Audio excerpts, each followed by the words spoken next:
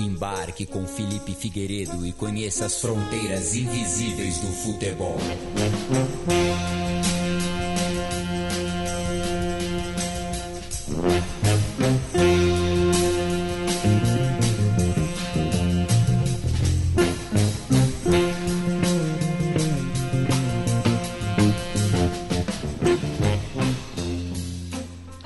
Boa alvorada, caros ouvintes da Central 3. Meu nome é Matias Pinto e estou aqui com Felipe Figueiredo. Mas você já deve ter percebido que não se trata do xadrez verbal, mas sim uma parceria do blog canal de YouTube homônimo com a Central 3, mas para falar sobre futebol e geopolítica.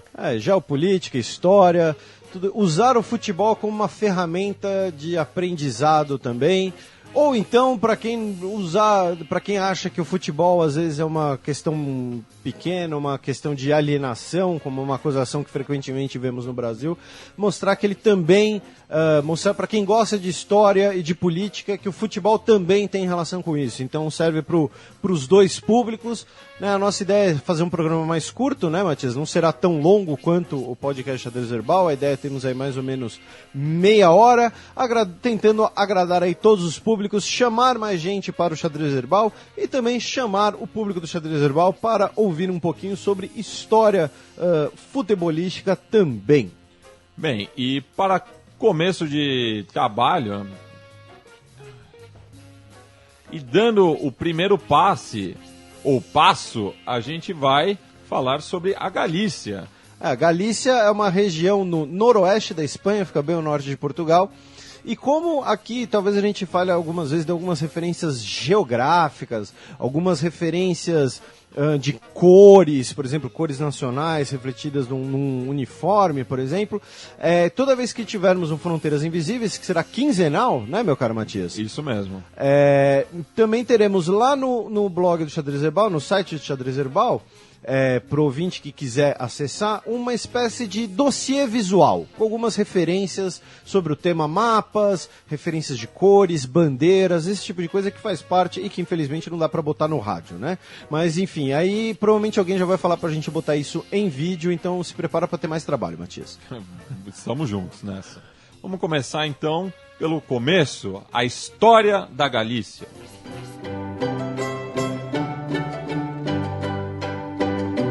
A história.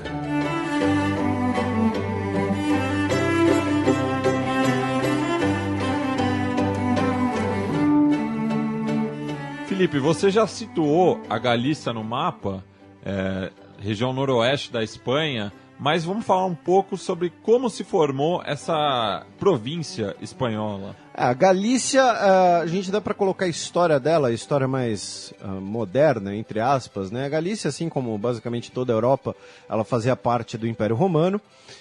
Após as chamadas invasões bárbaras, né, as invasões, a entrada de povos germânicos, povos do leste europeu no Império Romano, nós tivemos o estabelecimento na Galícia do reino dos suevos.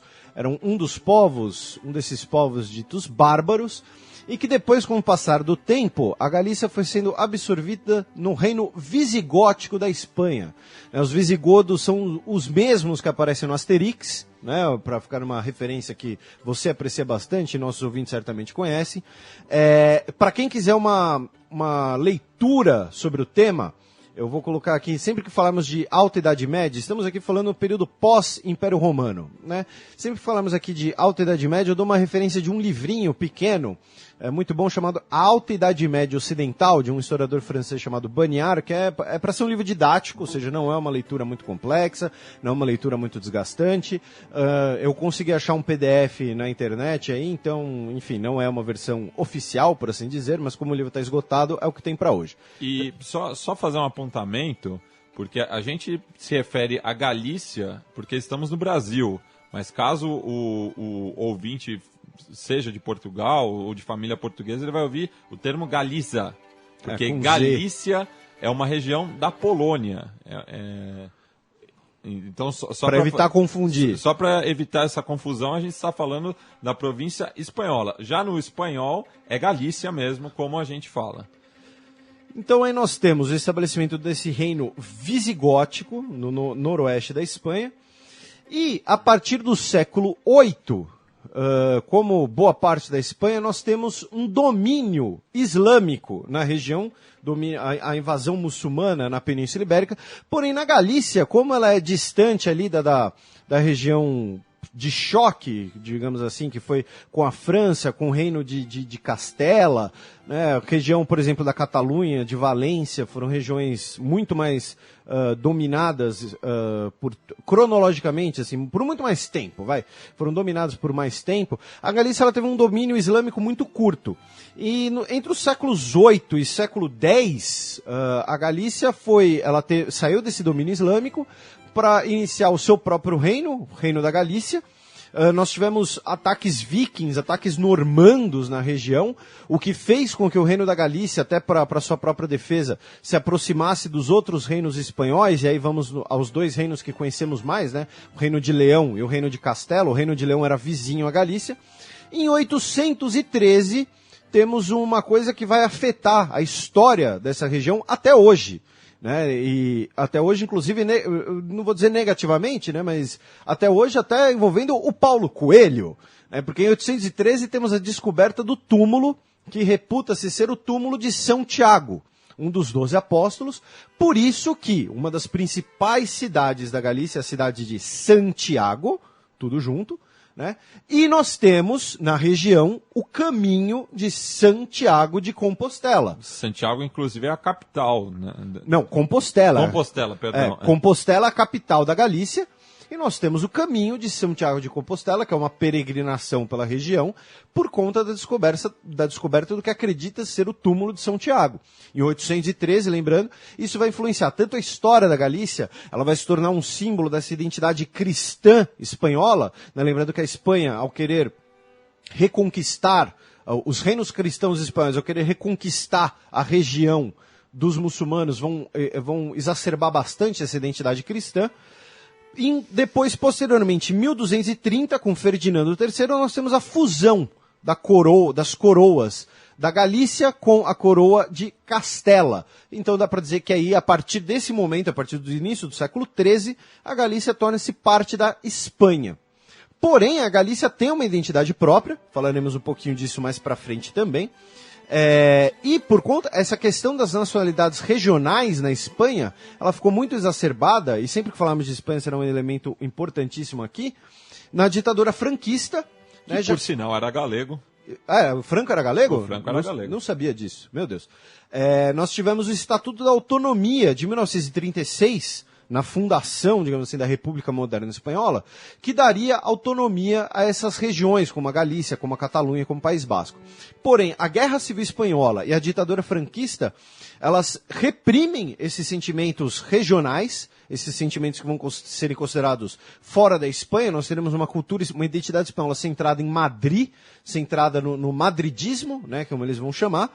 Inclusive a Guerra Civil Espanhola, e aí veremos isso mais para frente, gera um grande fluxo de refugiados espanhóis para o Brasil, na qual se incluem, por exemplo, muitos migrantes galegos. Então dá para dizer que a partir desse momento, né, com a ditadura franquista e o fim da ditadura franquista na década de 1970, entramos aí no período contemporâneo galego, e aí nós teremos inclusive os movimentos de resistência. O campo.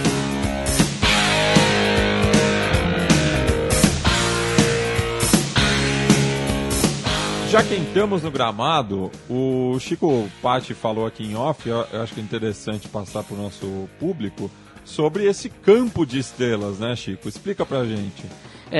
O campo de estrela, na verdade, é que no século IX, com o medo do avanço dos muçulmanos além dos Pirineus, né, fez com que aproveitassem já um caminho dos druidas, que eram os feiticeiros, né? Podemos chamar de feiticeiros dos sacerdotes, né? É mais politicamente correto o sacerdote, né? Não, é correto. Os sacerdotes achavam que uma cidade que está um pouco além de Compostela, que chama Finisterra, o fim do mundo, o fim da terra, né? Então era um caminho sagrado para eles, que acompanhava exatamente a Via Láctea, que fazia toda a Galícia, né?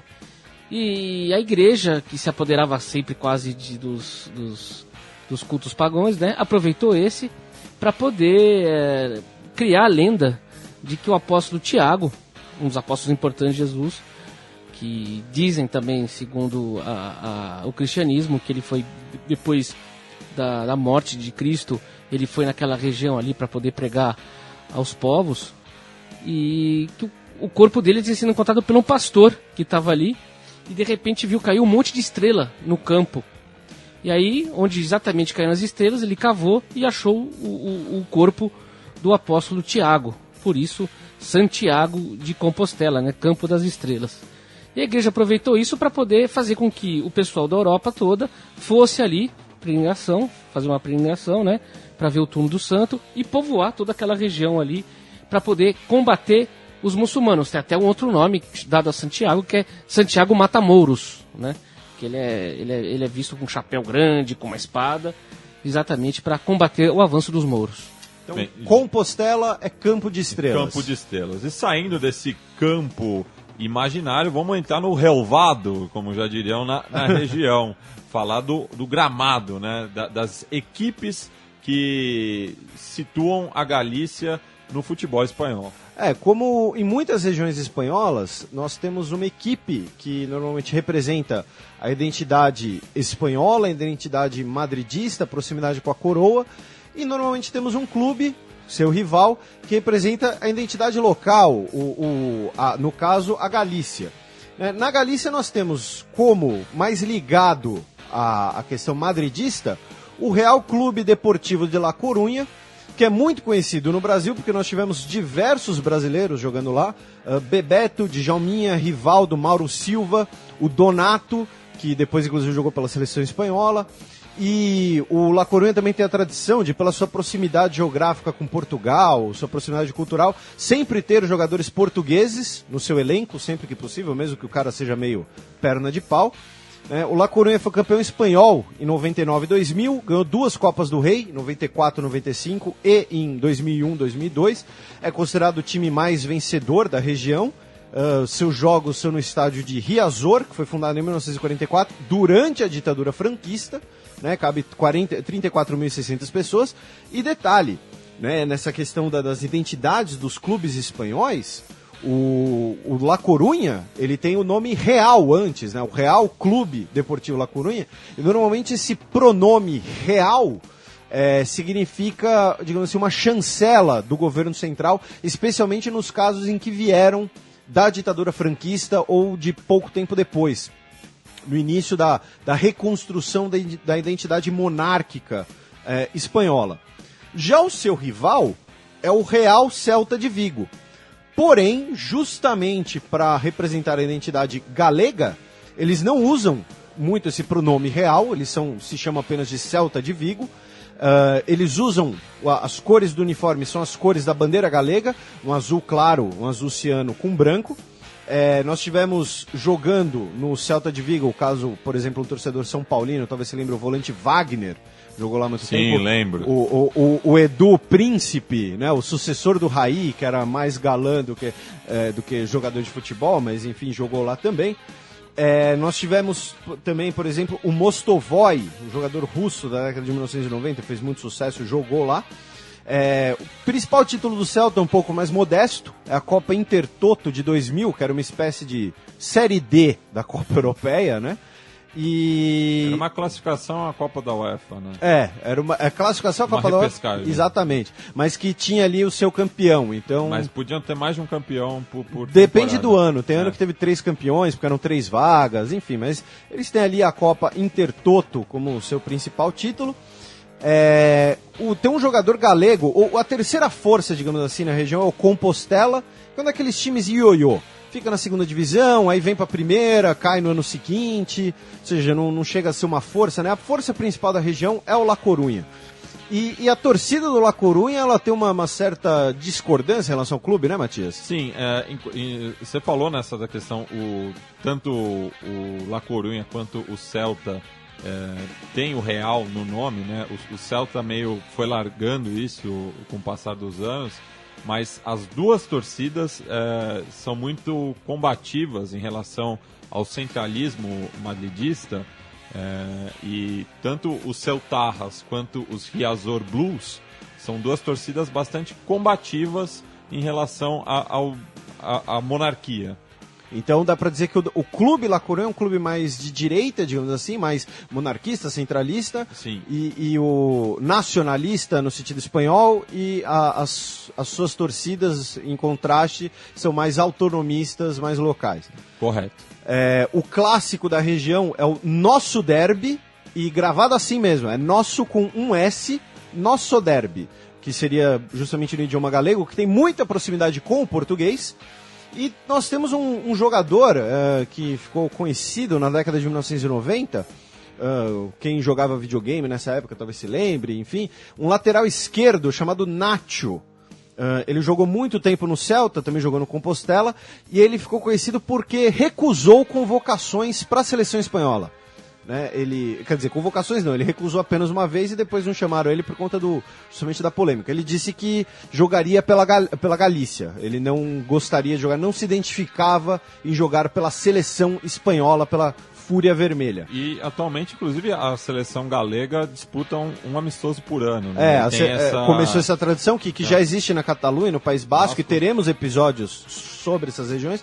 Porém, a seleção galega, ela é, digamos assim, semi-amadora. Tem alguns jogadores profissionais, alguns jogadores não muito conhecidos ou em fase final de carreira, já que não há tanto assim um apoio institucional à seleção galega, como há, por exemplo, em relação à seleção da Catalunha, que é basicamente o time do Barcelona contra a camiseta, né? Contra a camisa. Mas nós temos sim uma seleção galega que é uma seleção aí semi-amadora. Então as principais forças do futebol galego são essas, né? O Celta de Vigo, que evita esse vínculo. Inclusive o uniforme do Celta de Vigo é a Cruz de São Tiago, que durante muito tempo era um dos símbolos cruzados, nesse clima da Reconquista, ou seja, essa identidade cristã da reconquista da Península Ibérica em relação aos islâmicos é muito forte nos clubes espanhóis, na sociedade espanhola, e isso acaba sendo exemplificado, explicitado nos seus clubes de futebol. É por isso que a gente pode usá-los, deve usá-los, inclusive, como uma maneira aí de aprendizado, de intercâmbio cultural também. E você que... Eu não. Sim, você que é de família baiana, deve saber também que na Bahia tem um representante do futebol galego, sim, que é o Galícia, que inclusive já foi campeão baiano. Sim, mas eu não conheço muito assim do futebol, do Galícia especificamente. O único time assim que eu tenho algum contato, fora o Bahia e Vitória, é o Fluminense de Feira de Santana. Que inclusive até porque eu tive um primo que morou em Feira de Santana e tal, mas enfim, então infelizmente eu não sei colaborar muito sobre o Galícia, mas fica o registro de que temos um Galícia no futebol brasileiro também. Quem for de lá, ou for torcedor de lá, manda um e-mail pra gente, xadrezverbal@gmail.com. Que inclusive foi, eu falei campeão baiano, foi pentacampeão baiano, 1937, 41, 42, 43 e 68. Vamos passar para o mapa.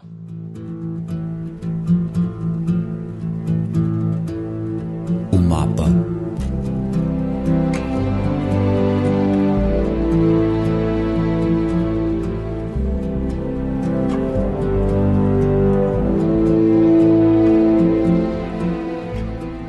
Bom, vamos falar agora do momento atual da região, dos movimentos separatistas, existência ou não de movimento militante. E eu já recomendo um site muito interessante que é o diarioliberdade.org, que ele é escrito em galego.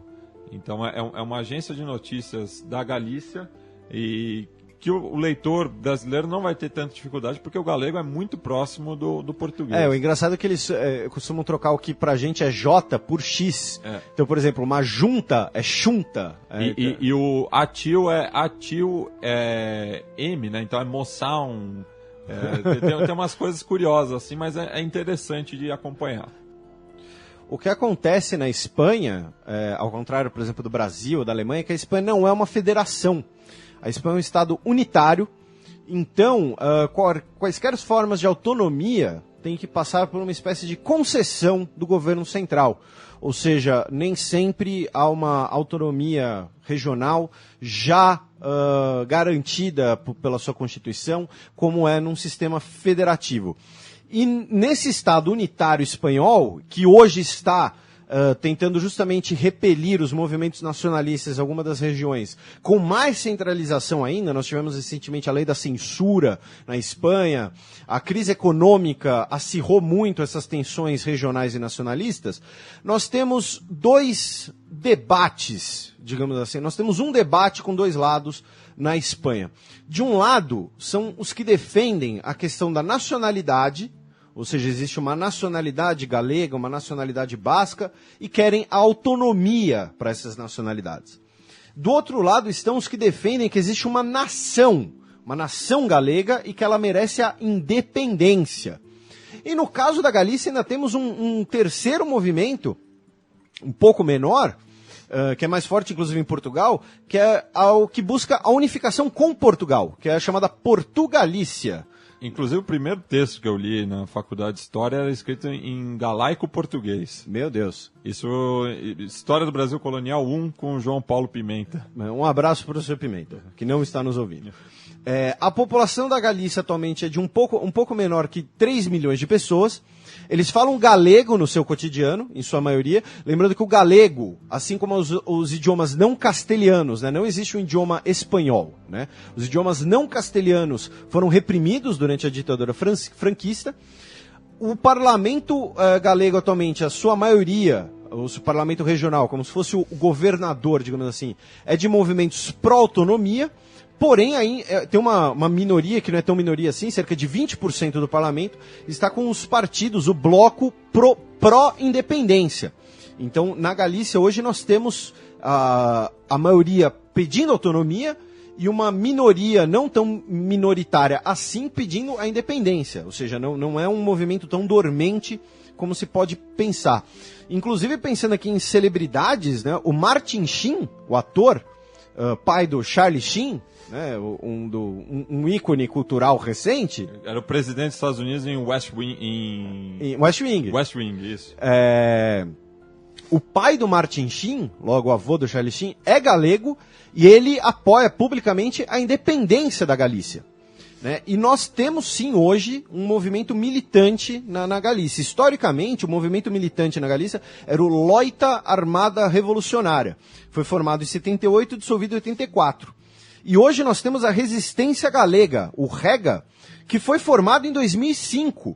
Ele já realizou ataques à bomba contra bancos, viaturas policiais e tribunais. De acordo com a polícia espanhola, tem cerca de 1.000 pessoas fazendo parte do REGA. E o curioso é que é um movimento militante, né? Lembrando que nós vamos usar o termo aqui militante, porque você falar em movimento terrorista ou não, muitas vezes implica você tomar um lado ou condenar implicitamente. Então nós vamos usar o termo militante, na maioria das vezes, ficando ao cargo de ser uma luta justa ou não, os meios da luta serem justos ou não, ao cargo de cada um dos ouvintes poderem formar aí a sua opinião. É um movimento militante extremamente recente, 10 anos atrás. Né? Nós pensamos nesses tipos de movimentos lá na década de 1970, não tão recentes assim. Então, para conhecer um pouco mais sobre a Galícia, convidamos um amigo que é neto de uma galega, mora aqui no Brasil e acompanha desde Porto Alegre o Celta de Vigo. Estou falando de Vitor Vecchi.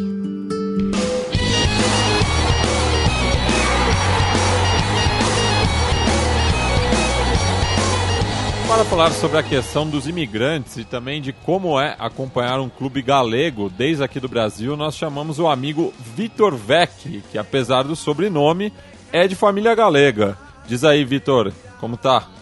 Opa, beleza? Tranquilo. Na real, o nome galego tá meio escondido aqui no italiano, acabou ficando, mas, né... Essa sociedade patriarcal, né? Exatamente, aí que estamos. Então fala um pouco da sua avó e de quando ela chegou no Brasil, por quais motivos? Bom, basicamente foi uma combinação de miséria com fugir da guerra por motivos políticos. Tinha um parente dela que era cônsul da Espanha republicana e fez algumas representações do país ao redor da Europa, e ela acabou fugindo junto com eles e passou por uma verdadeira aventura por quase 2 anos rodando desde a Galícia, passando por Bordeaux, Paris, Gotemburgo, Londres, Buenos Aires, enfim, até chegar em São Paulo, quando ela acabou estabelecendo uma residência permanente. Foram quase 2 anos rodando aí pelo mundo, se escapando, fugindo.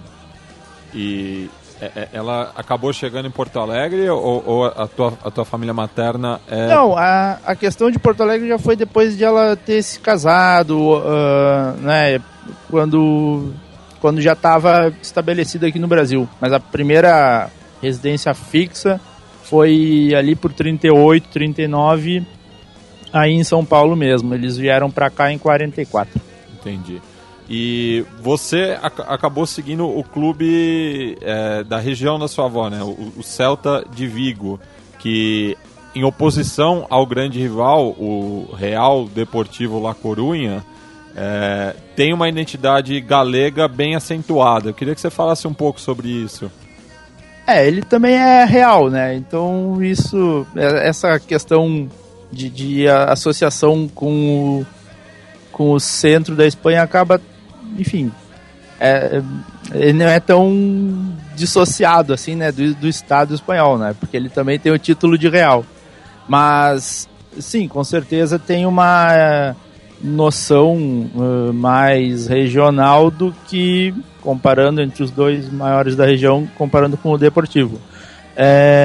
Eu me lembro, assim, de tempos de criança, de acompanhar mais ou menos, vendo em recorte de jornal, vendo alguns gols de jogadores que saíam daqui do Brasil para lá, como um grande goleador que jogou lá foi o Baltazar nos anos 80, e aí isso daí acabou entrando na minha cabeça, assim, e depois de algum tempo eu acabei seguindo essa história, né, do time de lá. Entendi. E ao fundo a gente está ouvindo uma música que você sugeriu, né, para o programa, que chama A Riancheira. Queria que você falasse um pouco dela também. Bom, basicamente essa música virou um clássico da arquibancada lá do estádio de Balaídos, porque o pessoal começa a cantar ela em momentos de festa, em grandes vitórias, em goleadas, enfim, em alguns momentos, se a gente pega e pesquisa, vamos dizer assim, no YouTube, alguns resultados brilhantes assim da história, como um 4-0 em cima da Juventus numa Copa da UEFA de uns 15 anos atrás, a gente ouve ao fundo a Riancheira tocando quando sai o 4º gol, sabe? Ela é uma canção própria, local, né, lá da província, e no estádio acabou sendo tomada pelos torcedores, assim, né? E ela, além dela, tem algumas outras, tem pelo menos umas 3, 4 que alguns grupos de música típica regional também acabaram fazendo, aí já específico pro futebol, pra equipe, né? Tem uma que é a Folheada, que o pessoal também canta, mas essa Riancheira é a mais clássica, é a que mais se canta como para festejar uma vitória, assim.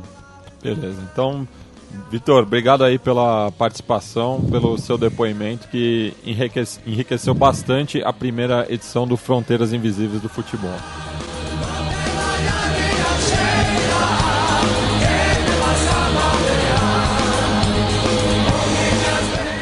E para finalizar a primeira edição do Fronteiras Invisíveis do Futebol, a gente vai ouvir a música Romero ao Longe, que é uma música bastante típica da região. A melodia é muito conhecida, pois trata-se de uma versão da balada Scarborough Fair, e mostra justamente essa ligação celta entre a Grã-Bretanha e o norte da Península Ibérica, cantada pelo grupo Luar na Lubre, com a presença de Diana Navarro.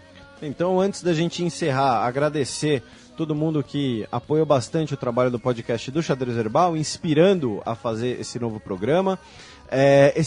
A origem desse novo programa é que tem uma série de textos que é contínua, é quase eterna, no Xadrez Herbal. Fica o convite para vocês verem, chamada Fronteiras Invisíveis da Europa, em que eu discuto temas nacionalistas na Europa atual, na Europa ocidental, inclusive, já que nós não costumamos pensar isso na Europa ocidental, né? Nós temos o costume de vê-la como já solidificada, como já sedimentada. Mandar um abraço para o meu amigo Vicente Vasques, que provavelmente só vai ouvir isso porque eu vou recomendar o programa para ele ouvir, mas porque ele mora no Brasil, descendente, inclusive, também de galegos, né? E quando eu escrevi sobre a Galícia, ele deu alguns toques muito interessantes. É um cara, gente finíssima.